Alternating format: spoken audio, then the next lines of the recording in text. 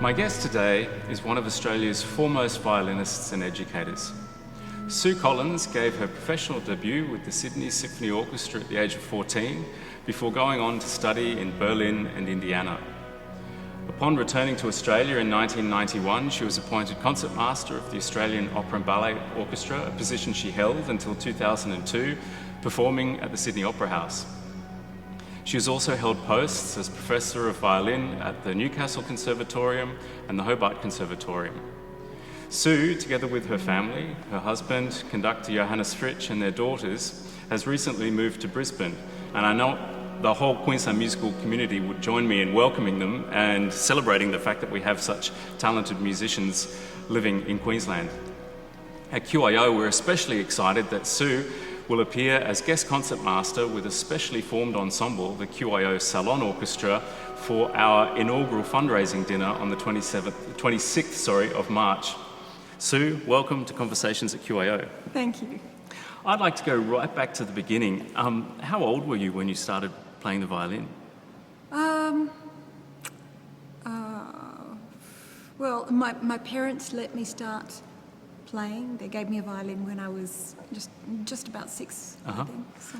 But were they musical? Had you already expressed some... Oh, yes. So parents were violinists, and I guess I was spending, all my time tinkling on the piano, and so I got a violin, maybe to get me off the piano. Off the piano. So you were surrounded by music, and you were fascinated by what your mum and dad did. Absolutely. It was the family business I wanted in. Yeah, okay. Yeah.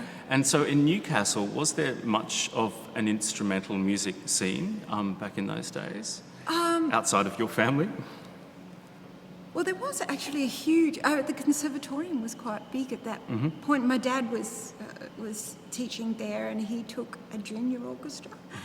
So Tuesday afternoons were surrounded by lots of, mainly strings, for the junior orchestra.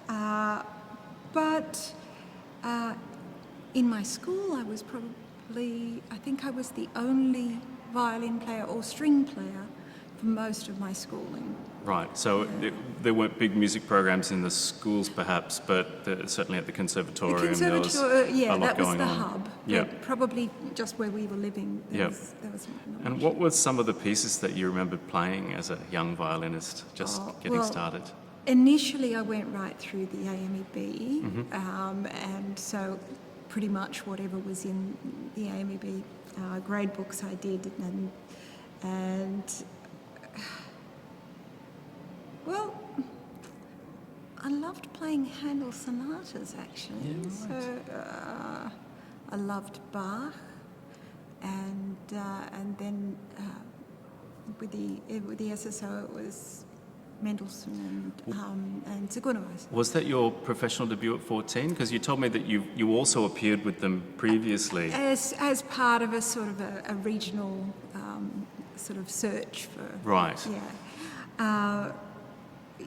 Yeah. So that was the professional debut. And that was Zigunovas. It was very exciting. The Opera House was so shiny and new, and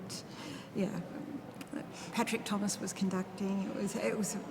I remember when I first performed at the Sydney Opera House, and I was like 28 or 29, and it was pretty intimidating. How did it feel as a 14-year-old? Oh, I think I was a little bit unaware of just how significant the building was. It was new, and everything was so exciting at that point, I think. So you just went in and played? Well, I tried. I did my best. And soon thereafter, did you study at the Sydney Conservatorium before you left for Europe? Yes, but I studied in America before I came back to Sydney. I hopped around a lot. Yeah, I'd love to talk a little bit about your time in Berlin, because you were there at a pretty amazing time, 1989. There was a lot going on in Europe, and especially Germany, and in particular Berlin in 1989. Did you have a sense that these momentous historical events were about to take place? One hoped you saw this incredible city, and we had the opportunity to go across to the east as well. And you saw these vast differences, but you saw the bones of the city, which was so great, particularly just over to the east side of the wall. And at the time I was there, I left a couple of months before the wall came down. I left in the summer. But at the time I was there, there were big billboards with these gorgeous photos of the wall and two kids making friends across the wall, something that could never happen because nobody actually got that close to the wall. But none of the locals had any idea what those billboards were even doing there.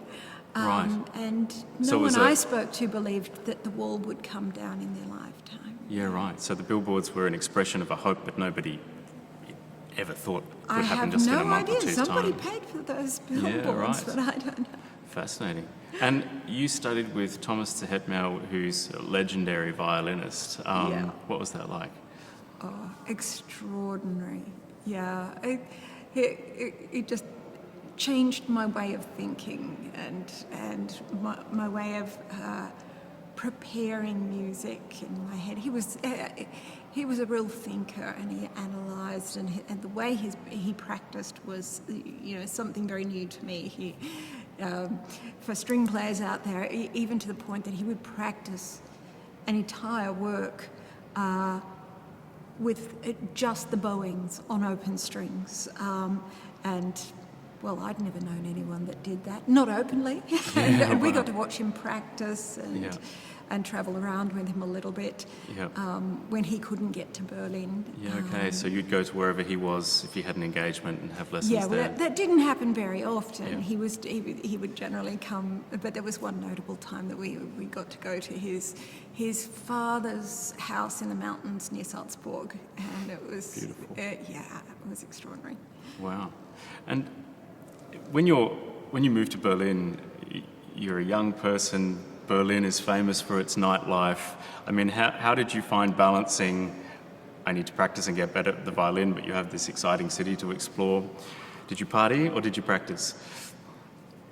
I think both. Oh, that's a good answer. But I don't know that I slept very much. No time for sleeping. And then did you go straight to Indiana from Berlin? Yeah, I came back to Australia for a while. I did a few benefit concerts to take a bit of money across. And, and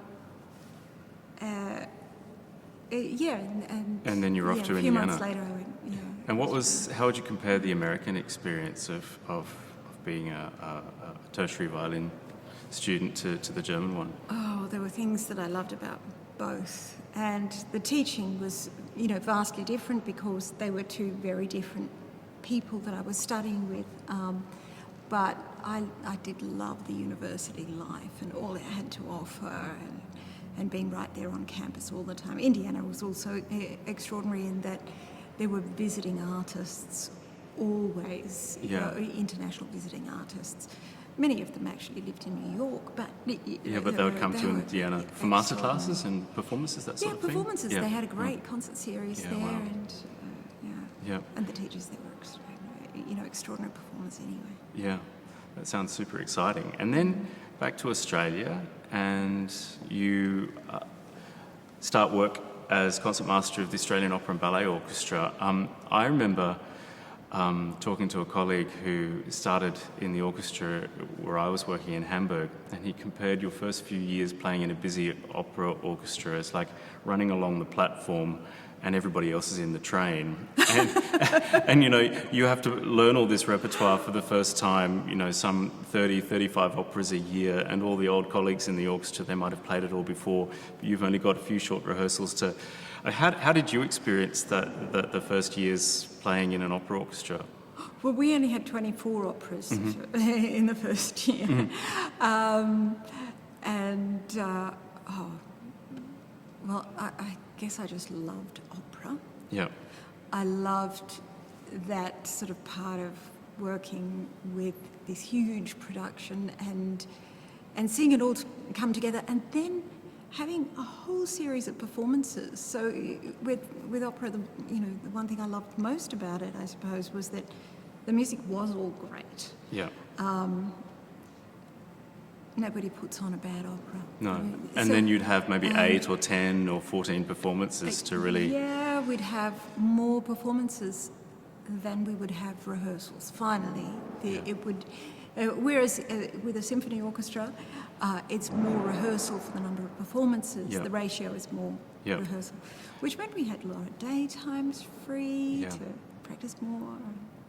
And also in the opera and in the ballet, no performance is ever exactly the same, is it? You might have different singers jumping in or different dancers, and things can happen. Yeah, things happen all right, yeah, but not so often. No. Yeah. Other concertmasters I've spoken to have told me that they absolutely loved playing for the ballet because that's where all the big violin solos are. Yeah. Did you enjoy playing all the big violin solos in the Tchaikovsky ballets? Absolutely. Yeah. I miss that. Yeah. And quite a few ballets have been choreographed to violin solo pieces as well, violin concertos, whether it's Stravinsky, other repertoire as well. So Yeah. good opportunities for a And concertmaster ballet to companies shine. are very, creative with the music that they use as well. I remember we had Henze symphonies, and Australian ballet was always just that bit sort of progressive in the way they used Doing repertoire. innovative things. Yeah. I'd like to talk a little bit about the teaching posts that you've held. Obviously, teaching is pretty important to you. What do you love about the interaction with your students? Learning. I mean,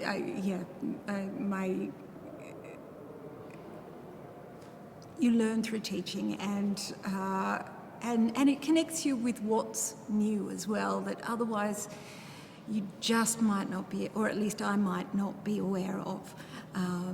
Young people will always come into a lesson enthusiastic about something or someone new that they've heard, and it just keeps some sort of ongoing connection with the industry as well. But young people are cool. Keep you young. I mean, when I got the job with QYO, I wrote on above my desk a quote that I love from Leonard Bernstein, where he says, "When I teach, I learn. When I learn, I teach." Absolutely. And I think that just sums it up. And he did both so well. There weren't many things he couldn't do.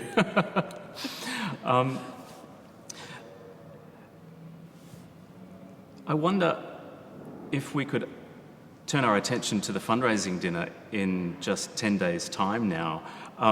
When I approached you and asked if you'd be interested, I didn't really have much of a sense what kind of repertoire you might be interested in performing, and I was delighted when you came with all these suggestions, some of which I had not heard before, to play arrangements by Mantavani and also jazz standards and so on. Is that repertoire been also very close to you? Absolutely, yeah. My dad, he I guess you could say, started out his music career in Boardville. So he was the guy that ran the band, and it was all popular music from the time. And so that, even though it was music from before my time, it was very popular, the 40s, 1940s, and into the 50s. What we'd call standards now from that era, Yeah. So we'll play some Glenn Miller and some Hoagie Carmichael and some Mantavani, which you don't often hear. Mantavani arrangements. Tell us a little bit about Mantavani, because not everybody's heard of him. Well, he just created this extraordinarily lush and beautiful string sound that replicated almost an echoing effect, the way the music was even written out. It's very identifiable when you hear it, and I'm sure if anybody does hear it, they will recognise it even if they've never heard the name Mantavani. And how would you describe it? It's like a lush wall of string sound. Yes, isn't yeah. it? My dad had a couple of LPs, Mantavani LPs, when I was a kid, and I would listen to them, and I just thought it was the most beautiful sound in the world. Well, I'm thrilled that you're introducing our string players to it. I think it's going to be absolutely great. Can I ask though, your dad, did he, with his Boardville repertoire, did he do his own arrangements for the band, or did they work that out themselves? Do you know, I wasn't around at the time, and I'm not absolutely sure, but I'm pretty sure he was responsible for that. So he probably would have. Yeah, right. But we don't have those. I don't have those. I do have some arrangements of things that he played later on in the 1980s in the club circuit, where he brought that sort of that repertoire back, along with some more sort of contemporary. Popular. We've been very fortunate because I went to our composer in residence, John Rotar, and he said, "Oh yeah, I can do that." And he went away and did a whole bunch of arrangements, and so I'm looking forward to hearing them. So that's the fundraising dinner on the 26th of March, and I'm thrilled that you're going to be finishing the night, really, the last hour. I'm hoping that some of our guests will get up and we'll have a little bit of a dance. Just to finish off, the move to Queensland, how has it been? You came here in pretty tumultuous times, you know, at the end of a pandemic. We've had these terrible floods a few weeks ago. Are you all settled in? More or less, yeah. I mean, but we were lucky with the floods. We're loving the weather, you know, apart from the floods. But, but no, we love Queensland. So you're far more at home in the subtropical heat than in the winter chill of Tasmania? There were great things about Tasmania as well. You know, it's you can always warm up by a fireplace, but yeah, I love the warmth. Yeah, and your daughters? They love the warmth too. I think they like both. Yeah, we're thrilled to have you here in Queensland. I hope you feel welcome, and we'll be delighted to listen to you leading the QYO Salon Orchestra on Saturday at the end of next week. I'm looking forward to it. Okay, well, thanks for coming in and joining us for Conversations QYO.